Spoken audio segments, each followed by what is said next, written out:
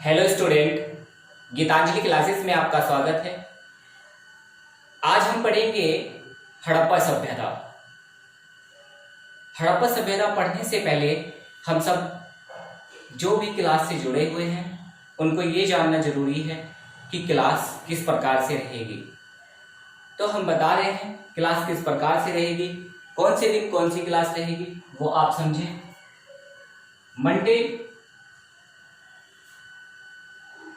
Tuesday, Wednesday 3 दिन class आपकी history की रहेगी। थर्सडे और फ्राइडे 2 दिन क्लास आपकी जियोग्राफी की रहेगी। जियोग्राफी में सबसे पहले हम पढ़ेंगे मैप आपको सबको ले लेना है। Atlas, Oxford school Atlas. कौन सा मैप लेना है आपको? ऑक्सफोर्ड स्कूल एटलस आपको लेना है। रही बात आपकी सैटरडे की, तो सैटरडे में हम कराएंगे आपकी करंट अफेयर। सैटरडे में आपकी करंट अफेयर रहा करेगी। पीडीएफ आपको मिलेगी, मैप की भी पीडीएफ आपको मिलेगी और आपकी हिस्ट्री की भी पीडीएफ आपको मिलेगी। सबकी पीडीएफ मिलेगी, लेकिन अभी क्लास 1-2 क्लास हो जाए उसी के अनुसार आपको पीडीएफ मिलती रहेगी। चलिए चलते हैं हड़प्पा सभ्यता के बारे में।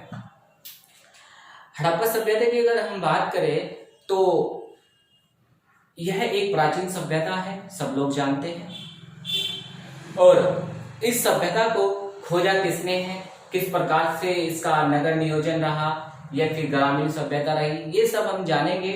और इससे क्वेश्चन आपके पीसीएस में भी जरूर आते हैं। एआरओ, आरओ में क्वेश्चन बहुत आते हैं, इसीलिए बीओ वगैरह, यूपी टेट, सी टेट, इनमें भी क्वेश्चन यहाँ से जरूर लग जाते हैं। तो आज हम थोड़ा विस्तृत पढ़ेंगे और इसी के साथ साथ आपको नोट्स भी बनाना है। और प्रैक्टिस सेट के लिए हम आपको जो बताएंगे, आपको अपना एक घटना चक्र लेना है। घटना चक्र अगर आप ले लेंगे, ये यूपीपीसीएस का घटना चक्र आपको लेना है यूपीएससी का, तो उसमें बहुत सारे क्वेश्चन आपको, प्रीवियस क्वेश्चन आपको मिलते चले जाएंगे। ठीक है। और इसी के साथ साथ हम बुक भी बताएंगे, लेकिन सबसे पहले आपको क्या पढ़ना है, एनसीईआरटी पढ़ो हिस्ट्री के लेकर। वो बहुत अच्छी किताबें होती हैं, तो प्लीज एनसीईआरटी जरूर पढ़ें। ठीक है।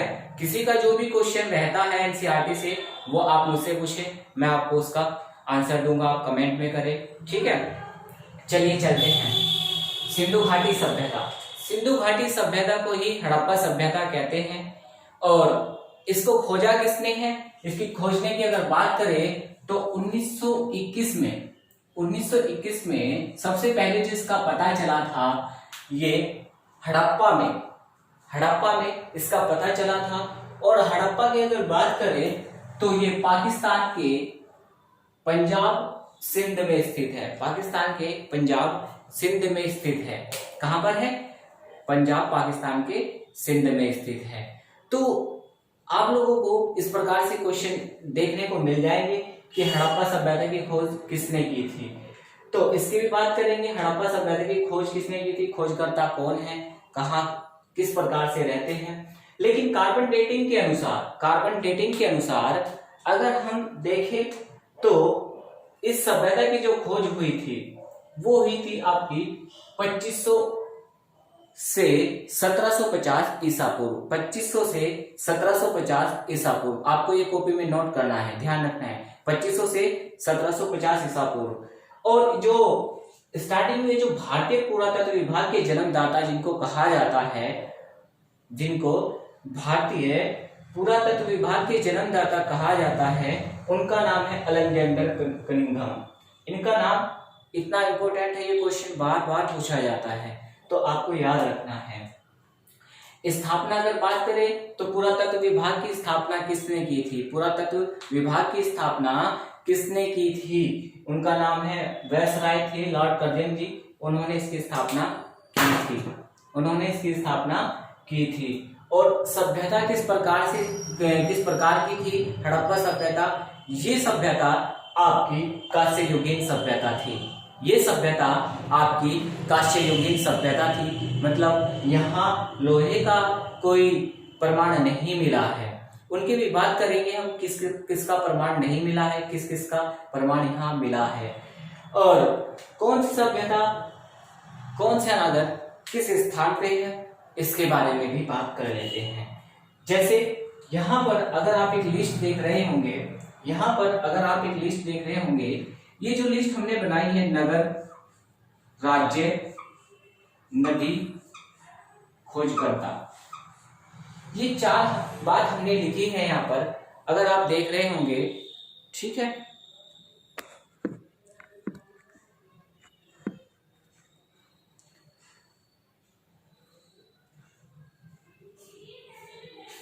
चलिए, सबको दिख रहा होगा वैसे।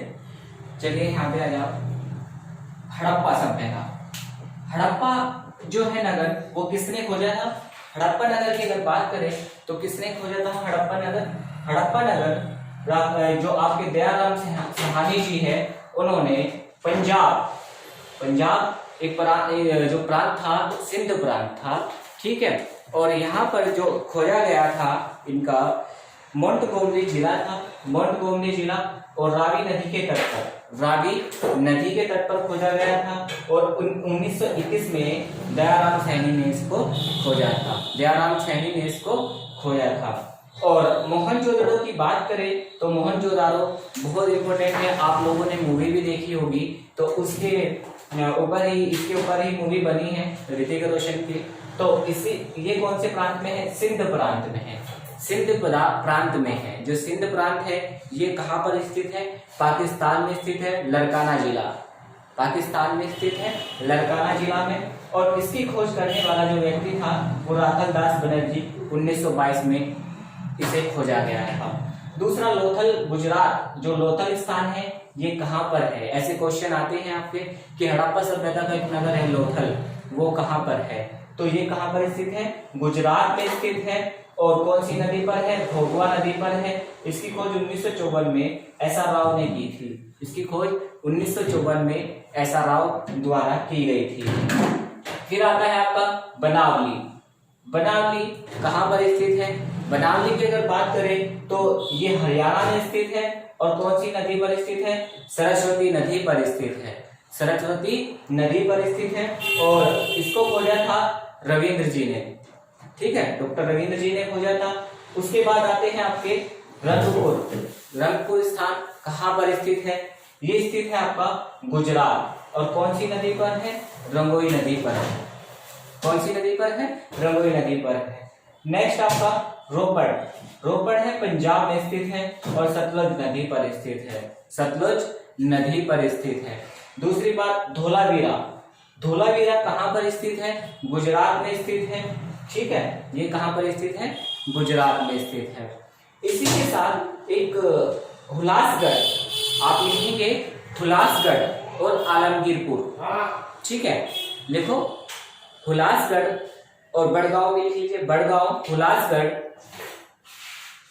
बड़गांव, हुलासगढ़, सहारनपुर, कौन से जिले में है? सहारनपुर जिले में स्थित है, ठीक है, सहारनपुर जिले में स्थित है। नेक्स्ट आलमगीरपुर, हुलासगढ़ और बड़गांव कहां पर स्थित है? ये तो है सहारनपुर जिले में स्थित। अब आता है आलमगीरपुर, आलमगीरपुर ये कहां पर स्थित है? मेरठ में स्थित है। कहां पर स्थित है? मेरठ में स्थित है। नेक्स्ट आपका रंगपुर, रंगपुर, रंगपुर कहां पर स्थित है? गुजरात में स्थित है। कहां पर स्थित है? गुजरात में स्थित है। नेक्स्ट, नेक्स्ट लिखो, नेक्स्ट आपका Rakhigarhi, Rakhigarhi very very important है ये, राखीगढ़ी ये कहां पर स्थित है? ये है आपका हरियाणा। कहां पर स्थित है? हरियाणा में स्थित है। तो ये क्वेश्चन डायरेक्टली पूछे जाते हैं, मिलान में आते हैं कि इनका मिलान कीजिए, कौन सा जो हड़प्पा सभ्यता में नगर खोजा गया था वो कहाँ है और कौन सी नदी पर स्थित है। इस प्रकार के यहाँ से आपके क्वेश्चन आते हैं, डायरेक्ट क्वेश्चन आते हैं, ठीक है। अब चलते हैं आपके सीमाएं और क्षेत्रफल, सीमाएं और क्षेत्रफल की बात कर लेते हैं। हड़प्पा सभ्यता के सीमाएं एवं इसके क्षेत्रफल की बात करते हैं। तो दोस्तों आप अगर देखेंगे यहाँ पे हड़प्पा सभ्यता, ये जो आपकी हड़प्पा सभ्यता है इसमें सीमा कहां से कहां तक बनी हुई है। सबसे पहले जो भारत की बात करें तो भारत में मांडा एक स्थान पड़ता है, मांडा से लगाकर, मतलब ये स्थान कहां पे है, उत्तर में। देखो 4 दिशा होती है कि नहीं होती है, 4 दिशा है। तो उत्तर में जो हड़प्पा सभ्यता की खोज हुई थी तो उत्तर में कौन सा नगर सबसे पहले हमें पाया था, तो मांडा जिला, मांडा पाया गया था। ये कहां पर है, जम्मू कश्मीर में स्थित है। और पश्चिम में जो सीमा थी हड़प्पा सभ्यता की वो थी बलूचिस्तान में सुद कैंडोर एक नगर पाया गया था आपका, सुद कैंडोर। और पूर्व की अगर बात करें तो पूर्व में कौन सा नगर पाया गया था, अपने मेरठ में आलमगीरपुर, इसकी खोज हुई थी। नेक्स्ट दामाबाद महाराष्ट्र, ये दक्षिण वाला नगर है। तो बात करें कितने से कितने किलोमीटर की होगी, तो अगर उत्तर से दक्षिण की बात करें तो 1100 किलोमीटर, उत्तर से दक्षिण की बात करें तो 1100 किलोमीटर इसका पूरा डिस्टेंस है। बात करें पश्चिम से पूर्व की, तो पश्चिम से पूर्व की जो डिस्टेंस है लगभग 1600 किलोमीटर के आसपास ये है। सभ्यता किस प्रकार की थी, सभ्यता ये नगरीय सभ्यता थी, ठीक है, ये नगरीय सभ्यता थी। तो हम इस सभ्यता की पद्धति की बात करते हैं, हम सभ्यता की पद्धति की बात करते हैं। तो ये मैं मिटा रहा हूं,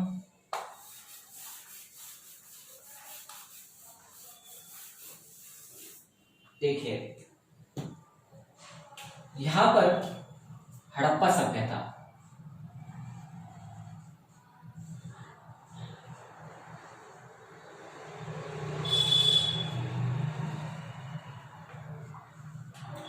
हड़प्पा सभ्यता में जो आप देख रहे हैं नगर नियोजन, सबसे पहले हम देखेंगे यहाँ पर नगर नियोजन।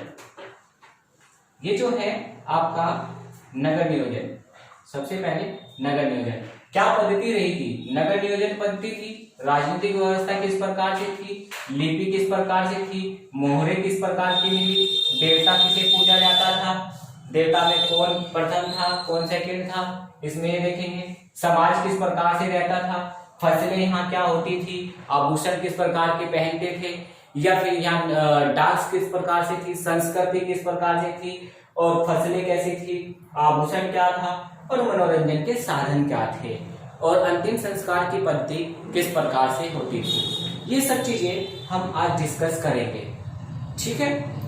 तो आप कॉपी और पेन जरूर लेकर के बैठिए, क्योंकि बिना कॉपी और पेन के आप जो भी क्लास देंगे वो वेस्ट है, ठीक है।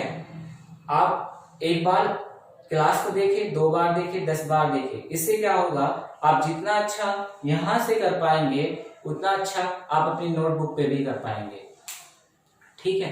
तो नोटबुक पे जरूर लिखें, और पीडीएफ आपको मिलेगी ही इसकी, हम आपको जो भी है वो सब चीज आपको मिलती रहेगी, ठीक है।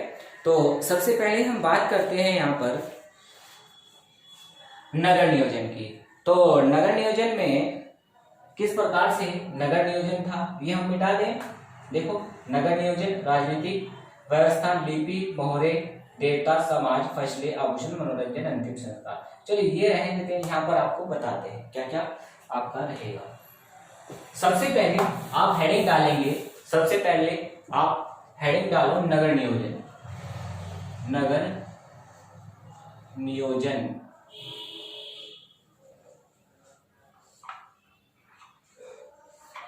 इसमें लिखे नगर नियोजन में, नगर नियोजन कैसा था पहले समझ लो, उसके बाद आप लिख लेना, ठीक है।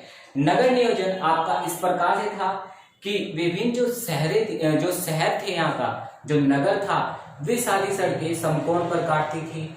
जो यहाँ की नालियां थी वो पक्की थी। घर जो जिस प्रकार से बने थे, 1 मंजिला 2 मंजिले मकान भी मिले हैं। और आप अगर देखेंगे जो नालियां होती थी उन पर सलेब वगैरह ढकी होती थी, पक्की सलेबें होती थी। आज की अगर बात करें और उस समय की बात करें हड़प्पा सभ्यता की, तो सेम इस प्रकार से ही मिलती जुलती सभ्यता आज भी है। अगर आप देखेंगे आज की नालियां, जो बड़े बड़े नाले होते हैं उन पे स्लेब ढकी होती है, ठीक उसी प्रकार से हड़प्पा सभ्यता में भी आपकी स्लेबों से नाले ढकी हुई मिली है। अगर आप मकान की बात करेंगे तो मकान उस समय 1 मंजिला 2 मंजिला, आपके 3 मंजिला भी कहीं कहीं मकान मिले हैं। ठीक है, रसोई घर आपके मिले हैं और स्नान के लिए रसोई घर प्लस स्नान के लिए हमाम कुंड भी बनाए गए हैं। ठीक है, और स्नानागार, वहां अन्न के लिए अनानागार बनाए गए हैं। इस प्रकार की आपकी सभ्यता जो है नगर नियोजन सभ्यता। सड़कें किस प्रकार से थी? सड़कें समकोण पर काटती थी। सड़कें एक इधर से आ रही है, जैसे चौराहा होता है तो समकोण पर काटती थी सड़कें। और यहाँ के जो लोग थे वो सभ्यता में भली प्रकार से ईंटों का बनाना, जैसे सभ्यता जो थी ईंट किस प्रकार की थी? पक्की थी ईंटें। ठीक है, अगर मेसोपोटामिया की सभ्यता की बात करें वहां कच्ची ईंटों का प्रयोग किया गया है। यहाँ मकान पक्की ईंटों से बने हैं। मेसोपोटामिया की सभ्यता में वहां कच्ची ईंटों से मकान बने हैं। ठीक है, तो यहाँ नगर नियोजन में सबसे बड़ी बात यह है, अगर आप देखेंगे विभिन्न शहरों में 2 मुख्य सड़कें लिखिए आप। ठीक है, लिखो, सबसे पहले लिखो, विभिन्न शहरों में 2 मुख्य सड़कें समकोण पर काटती थी। समकोण पर काटती थी। घर पक्की ईंटों के बने हुए थे। जैसे मान लीजिए सड़कें किस प्रकार से, अगर एक सड़क ये आ रही है आपकी, तो इधर से एक सड़क ये आई, तो ये हो गया आपके समकोण। मान लीजिए क्या हुआ, एक ये बन गया और एक इधर बन गया और एक इधर बन गया, एक इधर बन गया, मतलब चौराहा। तो सड़कें किस प्रकार से? समकोण पर काटती थी। मकान किस प्रकार से थे? मकान पक्की ईंटों से बने हुए थे। मकान पक्की ईंटों के बने हुए थे।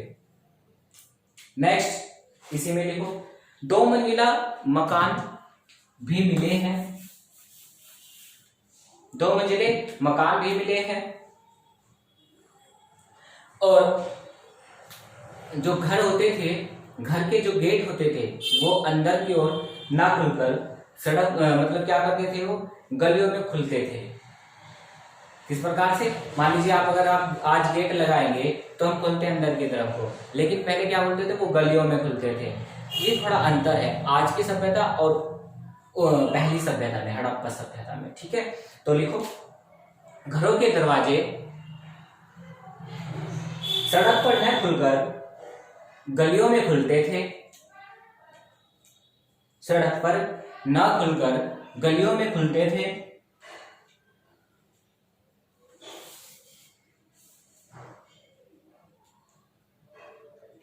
हर घर में रसोई घर और स्नानागार, हर घर में रसोई घर और स्नानागार थे।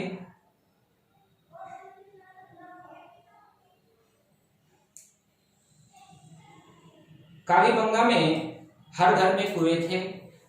एक स्थान है कालीबंगा,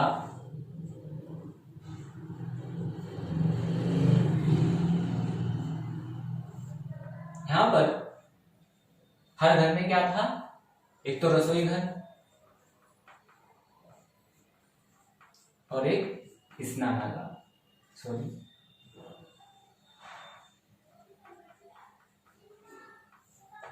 ये दोनों चीज यहां पर थी। ठीक है, आगे लिखें, स्नानागार बाहर गली की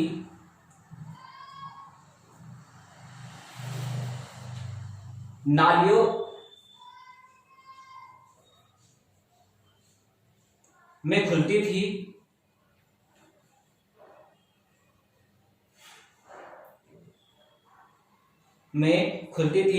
इसी प्रकार रसोई घर की नालियां भी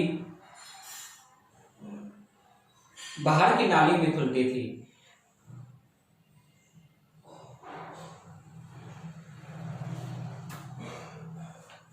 बाहर की नालियों में खुलती थी।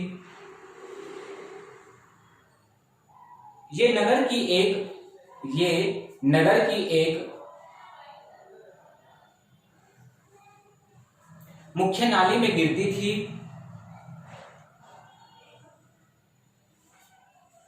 और नालियां पक्की ईंटों से बनी हुई थी। नालियां पक्की ईंटों से बनी हुई थी और स्लेबों से ढकी हुई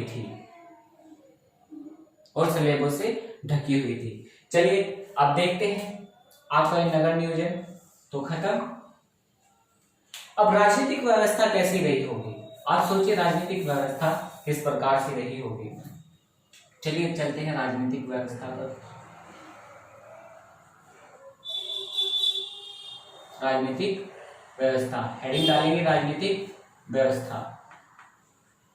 तो राजनीतिक व्यवस्था की अगर बात करें तो यहाँ पर सिंधु घाटी सभ्यता में राजनीतिक व्यवस्था में जो शासन रहा है वो किस प्रकार से रहा होगा। यहाँ पर जो इसका राजनीतिक व्यवस्था का स्पष्ट उल्लेख नहीं किया जा सकता। पहली बात तो ये है कि कोई स्पष्ट जानकारी नहीं है कि कैसी रही होगी। लेकिन हाँ इतना पता है, अगर आपने मोहनजोदड़ो पिक्चर देखी होगी मोहनजोदड़ो, तो उसमें क्या दिखाया गया है कि ऋतिका रोशन क्या करता है। ऋतिका रोशन जाता है कहाँ पर, आपने वो देखा है, मोहनजोदड़ो चला जाता है, वहां एक सिक्का लेकर के जाता है और देखा है कि व्यापार हो रहा है। व्यापार उसके अंदर घुस जाता है वो सिक्का लेकर के, और वो देखता है कि हाँ भाई सिक्का, वो दिखाता है कि मुद्रा देखा तुम्हारे पास क्या है, और देखता है मेरे पास ये है, तो दिखाता है सिक्का जिसपे एक सांड वाला, जो एक सिंह वाला सांड होता है, और वो अंदर कह देता है चलो आप अंदर जाओ। तो देखता है वहां पर व्यापार हो रहा है, वहां पर क्या चल रहा है, व्यापार चल रहा है।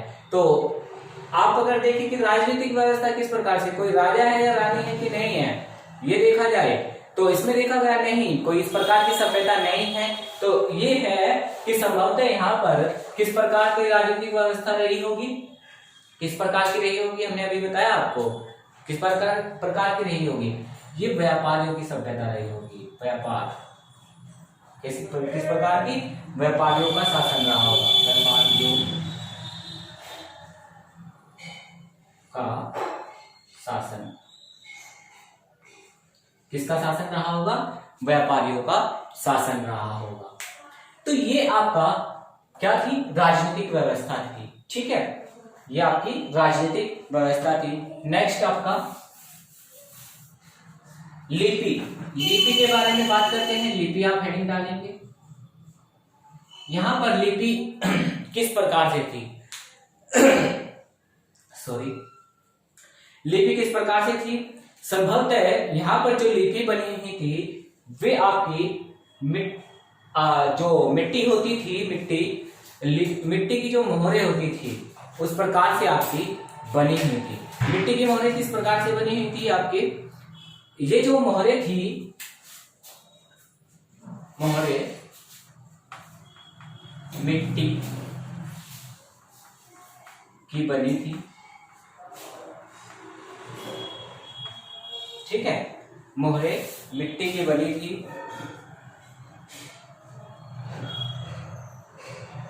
प्रत्येक मोहर पर, प्रत्येक जो मोहर थी इन पर तीन या चार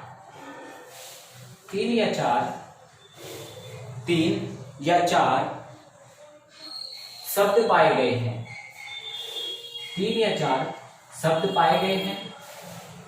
वो किस प्रकार के शब्द हैं, अगर आप देखेंगे कुल मिलाकर यहाँ की जो लिपि है, वो आपकी 250 से टोटल जो अक्षर पाए गए हैं, टोटल जो आपके अक्षर पाए गए हैं, इसमें कितने अक्षर पाए गए हैं, 250 से 400, 250 से 400 अक्षर पाए गए हैं। और लिपि किस प्रकार से थी, अगर लिपि के बारे में जानकारी ले, लिपि इस प्रकार से थी। मान लीजिए कोई लिपि इस प्रकार से बनी हुई है, कोई इस प्रकार से बनी हुई है, कोई इस प्रकार से बनी हुई है, कोई इस प्रकार से बनी हुई है, ठीक है, कोई ऐसा आकार की इस प्रकार से बनी हुई है। तो ये जो लिपि है ये लिपि पढ़ी नहीं गई है। बहुत कोशिश की गई कि ये लिपि पढ़ी जाए, लेकिन ये लिपि नहीं पढ़ी गई है। अगर आप देख रहे हैं ये किस प्रकार की है, अगर आप देखोगे ये पिक्टोग्राफी है। क्या है ये? पिक्टोग्राफी, भावचित्रात्मक, ठीक है। किस प्रकार की ये है? भावचित्रात्मक।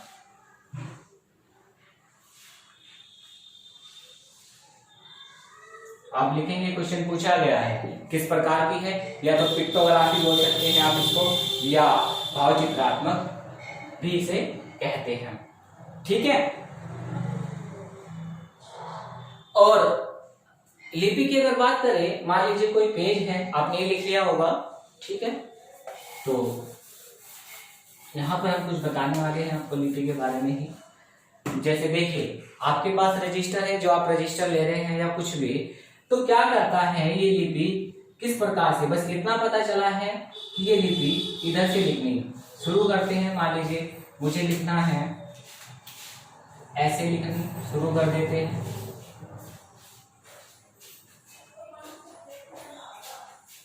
और फिर इस प्रकार से, फिर मान लीजिए क्या है कि दाएं से चलते हैं और फिर बाएं से दाएं, इस प्रकार की लिपि है। मतलब कहां से शुरू होती है? दाएं से लिखनी शुरू होती है और बाएं, मतलब दाएं से बाएं की ओर ये चलते हैं। तो लिपि किस प्रकार से लिखी है? दाईं ओर से बाईं ओर, ठीक है। मतलब क्या है? ऐसा आकार की, देख रहे हैं, ऐसा आकार की आपकी बन जाती है। जैसे आप उर्दू वगैरह भी शायद इस प्रकार से ही लिखी जाती है कि आप दाएं से ऐसे लिखते चले जाएं, तो लिपि दाएं से बाईं ओर लिखी गई है, ठीक है, दाएं से बाईं ओर लिखी गई है। नेक्स्ट आपका, अगर लिपि को आप जाने ये दाएं से और बाएं ओर लिखी गई है। भारत की सभ्यता की आपको तो ये पता ही होगा कि भारत की सभ्यता है जो, ये सबसे पुरानी सभ्यता आपकी है। भारत में जो सभ्यता है, सबसे पुरानी सभ्यता कौन सी है? आपकी हड़प्पा सभ्यता है, ठीक है। चलिए नेक्स्ट पे चलते हैं। नेक्स्ट हेडिंग आपकी मोहरे। मोहरे, जो आपकी मोहरे हैं वो किस प्रकार से आपकी बनाई गई है? मोहरे, तो मोहरे की अगर बात करें तो यहाँ जो हड़प्पा सभ्यता में लगभग कितनी मोहरे पाई गई है? आपकी लगभग 2000 मोहरे पाई गई है। और जो मिट्टी की बनी हुई है, किस प्रकार की बनी है? ये मिट्टी की, और मिट्टी की भी कौन सी? सेल खड़ी। सेल खड़ी मिट्टी की बनी हुई है, सेल खड़ी मिट्टी की बनी हुई है। लेकिन ये इसके आकार को भी बताया गया है कि आकार किस प्रकार से है। ये गोल भी है, चकोर भी है, गोल, चकोर और आयताकार भी है। गोल, चकोर और सॉरी बेलनाकार, बेलनाकार, गोल, चकोर और बेलनाकार भी है, ठीक है। अब बात करें अधिकांश जो मोहरे हैं, अधिकांश जो मोहरे हैं वो किस प्रकार की है आपकी? वो गोल है या बेलनाकार है या चकोर है? आपने अगर पढ़ा हो तो आप बता सकते हैं, वरना हम बता रहे हैं ये आपकी चकोर। अधिकांश जो मोहरे हैं जो बनाई गई है, ये अधिकांश मोहरे चकोर बनाई गई है, ठीक है। नेक्स्ट आपका, इन मोहरों पर किस किस के चित्र मिले हैं? इन पर मोहरों पर, जो हमने अभी बताया था आपको मोहनजोदारो वाली जो वो मोहर थी, उस पर किसके चित्र मिले हैं? तो हमने एक सींग वाला गया, वो तो हम बता ही रहे थे आपको, एक सींग वाला। लेकिन यहाँ किस प्रकार की मिली है? देखो किस की किसको मिली है? यहाँ अगर हाथी की बात करें तो आप बताएं हाथी की मिली है कि नहीं मिली है? इन मोहरों पर देखो, इन मोहरों पर हाथी, बाघ,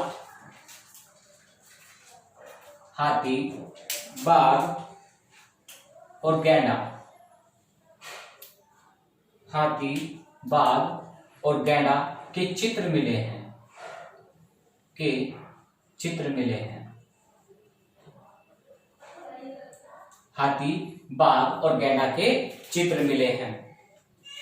और किसके नहीं मिले हैं? गाय और शेर के चित्र यहां पर नहीं मिले हैं। गाय और शेर के चित्र यहां पर नहीं मिले हैं। याद रखना है, ये क्वेश्चन पूछा गया है, यूपीपीसीएस में भी पूछा गया है, बीईओ में भी पूछा गया है, सुपर टेट में भी पूछा गया है।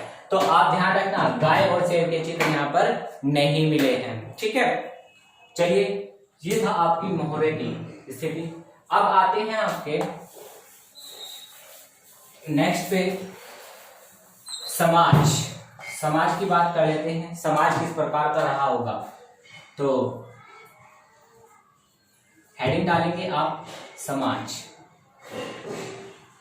ठीक है, समाज किस प्रकार का था? अधिकांश जो समाज था यहाँ पर, वो मूर्तियां अधिक मिली है यहाँ पर। ठीक है, समाज में जो मूर्तियां है वो अधिकांश जो मूर्तियां है वो किसकी मिली है? मूर्तियां किसकी मिली है? अधिकांश यहाँ पर जो स्त्री, ठीक है, स्त्री की अगर बात करें तो यहाँ स्त्री की मूर्तियां मिली है। हाँ, मिली है। क्या आपके जेंट्स की मूर्तियां मिली है, या आपके मानव की मूर्ति मिली है, या स्त्री की मूर्ति मिली है? मिली तो दोनों है, लेकिन अधिकांश जो मूर्तियां मिली है वो माता जी की ही मूर्ति मिली है, मतलब माता। तो ये जो समाज है वो पितृसत्तात्मक रहा होगा या मातृसत्तात्मक रहा होगा? तो इसकी बात करते हैं। तो समाज आपका यहाँ जो रहा है वो रहा है आपका मातृसत्तात्मक समाज। मातृसत्तात्मक समाज,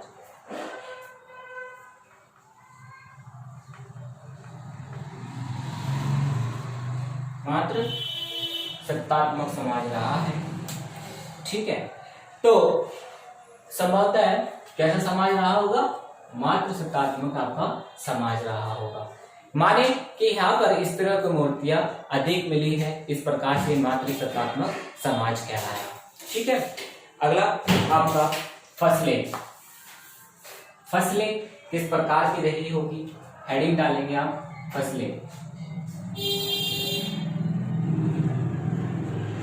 फसलें, फसलें के बारे में बात करते हैं। विश्व में जो सर्वाधिक जो कपास, आप जानते ही होंगे कपास, तो जो कपास का प्रचलन हुआ और प्रचलन में आई कपास, तो विश्व में जो सर्वाधिक कपास उगाई गई है और इसका जो स्थान बताया गया है सबसे ज्यादा हड़प्पा सभ्यता में। तो विश्व में सर्वाधिक कपास उगाने का श्रेय इसी सभ्यता को जाता है। विश्व में सर्वाधिक कपास उगाने का श्रेय इसी सभ्यता को जाता है। और यहाँ के लोग जो थे इस सभ्यता में कपास बहुत अधिक उगाते थे। यूनानी लेखकों ने, जो यूनानी लेखक थे, उन्होंने, यूनानी लेखक ने कपास को क्या कहते थे? यूनानी लेखक कपास को क्या कहते थे? इसे कहते थे वो सिंडन। क्या कहते थे? सिंडन। ये क्वेश्चन आया हुआ है तो आप याद रखिए, सिंडन। यूनानी लेखक कपास को क्या कहते थे? सिंडन कहते थे। कपास को क्या कहते थे? सिंडन कहते थे। अर्थात ये इसका जो उत्पादन था वो कहां पर था? कपास का जो उत्पादन था वो कहां पर था? ये सिंध के क्षेत्र में था। कहां पर था? सिंध क्षेत्र में। सर्वाधिक जो होता था आपका इसका कपास का उत्पादन वो सिंध क्षेत्र में। और आज भी जो कपास का उत्पादन होता है, आप मुझे कमेंट में जरूर बताएं कि कहां पर होता है। भारत में जो कपास का सबसे ज्यादा उत्पादन होता है वो कौन से राज्य में होता है? ठीक है, आपको कमेंट में इसका आंसर बताना है। नेक्स्ट क्वेश्चन आपका, ये फसलें हो गया, चलो ठीक है। आपका एक और पॉइंट लिखो यहाँ पर, सेकंड पॉइंट। ये फर्स्ट पॉइंट था आपका। सेकंड पॉइंट में अगर आप देखेंगे तो गेहूं, फसलों में गेहूं, जौ लिखो। गेहूं, जौ, तिल,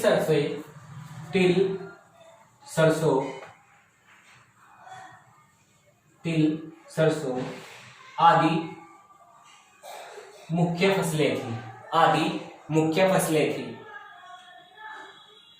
आदि मुख्य फसलें थी। एक रागी होता है, रागी, ठीक है। तो रागी का उल्लेख यहाँ पर कहीं नहीं मिला है। सरसों से ठीक पतली होती है रागी, तो इस प्रकार की होती है, तो रागी लिखो, इनका उल्लेख मिला है, लेकिन रागी का नहीं, लेकिन रागी का नहीं मिला। चावल की अगर बात करें तो चावल लिख देना, चावल अपवाद है, क्योंकि चावल की कहीं कहीं से भूसी मिली है, ठीक है, कहीं से इसकी भूसी मिली है और कहीं से, ठीक है, तो ये आपका चावल अपवाद है। तो यह कहां से मिला है? यह केवल, अगर चावल की बात करें, गुजरात, ठीक है, रंगपुर, ठीक है, गुजरात, रंगपुर और या एंड लोथल से इसके भूसे मिली है, इसके प्रमाण मिले हैं, ठीक है, इसके कुछ प्रमाण मिले हैं। देखिए नेक्स्ट आपका आभूषण। आभूषण इंपोर्टेंट है आपका आभूषण। तो आभूषण ये बताइए आप, अगर आप पुराने जमाने में जाएंगे तो उस समय जो आभूषण थे वो कौन कौन पहनता था? आप लगभग अभी 50 साल पहले अगर जाएंगे तो आभूषण कौन, यहाँ पर महिला भी बहुत ज्यादा आभूषण पहनती थी। यहाँ पर जो आप मान लीजिए महिला के साथ साथ जो पुरुष होता था वो भी बहुत ज्यादा आभूषण पहनते थे, बाजूबंद वगैरह पहनते थे, गले में पहनते थे। आप पुराने भी सीरियल देखेंगे तो उसमें आपको पता चल जाएगा कि बहुत सारे आभूषण, बाजूबंद वगैरह ये सब चीजें पहनते हैं, ठीक है। तो ठीक उसी प्रकार से यहाँ जो आभूषण है वो महिलाएं भी पहनती थी और पुरुष भी पहनते थे, महिलाएं भी पहनती थी और पुरुष भी पहनते थे, ठीक है। तो इसके बारे में थोड़ा आप देखेंगे कि चित्र में जो है ये प्रमाण मिलते हैं कि वहाँ के जो देखे गए हैं खनन में, जो चित्रों में प्रमाण मिलते हैं कि यहाँ पर आभूषण दोनों पहनते थे। तो आप लिख लेंगे आभूषण स्त्री व पुरुष, स्त्री व पुरुष दोनों पहनते थे, दोनों पहनते थे, ठीक है। तो नेक्स्ट आपका मनोरंजन, जो आपका मनोरंजन है, मनोरंजन हेडिंग डालेंगे मनोरंजन। अभी हम इसके अलावा बहुत कुछ इसमें कराएंगे, तो आप ध्यान रखिए, ठीक है। मनोरंजन, नेक्स्ट मनोरंजन। तो मनोरंजन के साधन क्या थे? यहाँ पर अगर आप देखेंगे मनोरंजन के जो साधन थे वो क्या थे, तो मनोरंजन के साधन की अगर बात करें तो मोहनजोदड़ो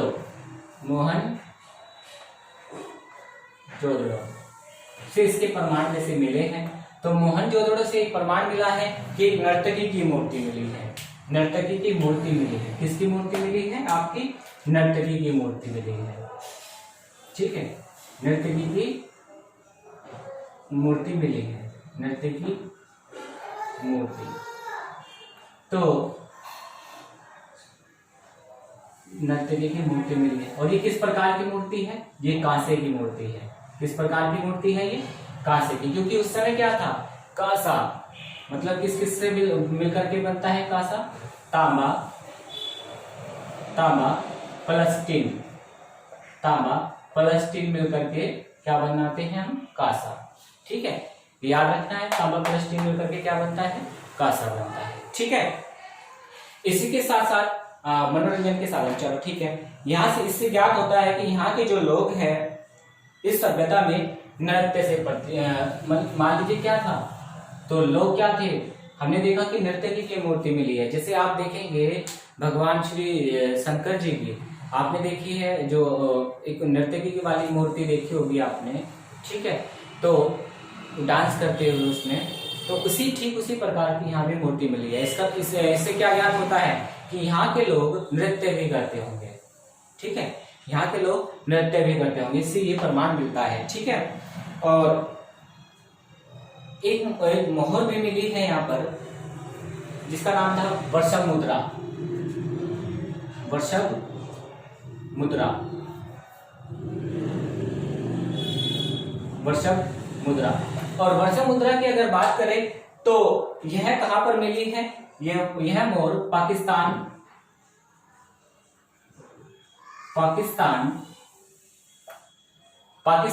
लिखे, पाकिस्तान के तरकान से मिली है। पाकिस्तान के एक तरकान है, तरकान से मिली है। ठीक है, तो वर्षभ मुद्रा कहां से मिली है? आपकी पाकिस्तान के तरकान से मिली है। ठीक है, नेक्स्ट और लास्ट, फिर नेक्स्ट क्लास में और आपका हड़प्पा सभ्यता ही पढ़ाया जाएगा। अभी तो बहुत सारी चीजें रह रही है इसमें। ठीक है, नेक्स्ट आपका लास्ट आज की क्लास के लिए अंतिम संस्कार। अंतिम संस्कार, तो अंतिम संस्कार की अगर बात करें तो यहां पर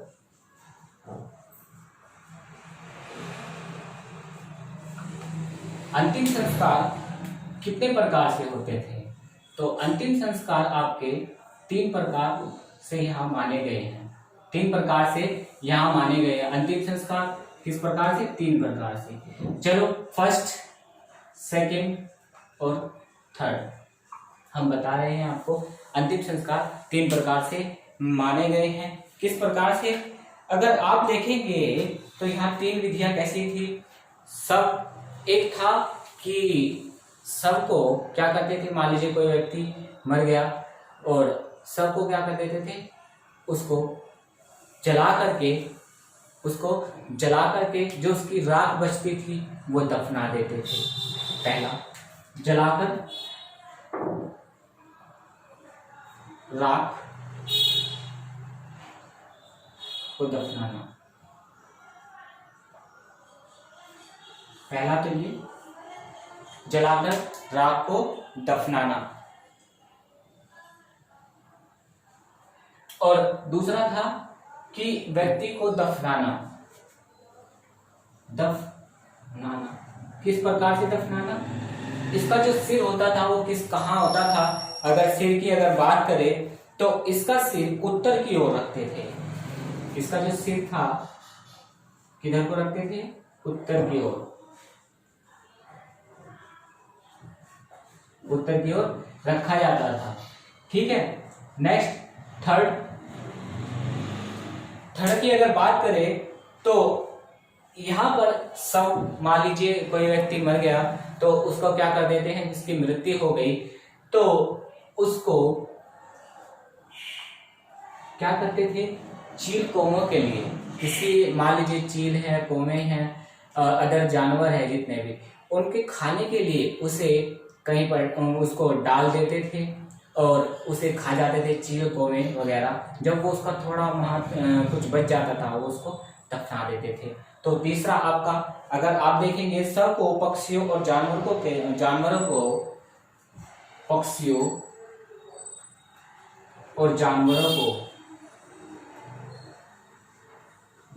को खिलाने के बाद जो शेष बचा उसको क्या करते थे, उसको दफना देते थे या क्या करते थे, दफना देते थे या उनको जला देते थे। तो इसके प्रमाण है कि शेष भाग को वो क्या कर देते थे, दफना देते थे। इसके जो प्रमाण मिले हैं वो कहां से मिले हैं कि ऐसा होगा? तो इसके जो प्रमाण मिले हैं वो बहावलपुर पंजाब से मिले हैं। कहां से मिले हैं?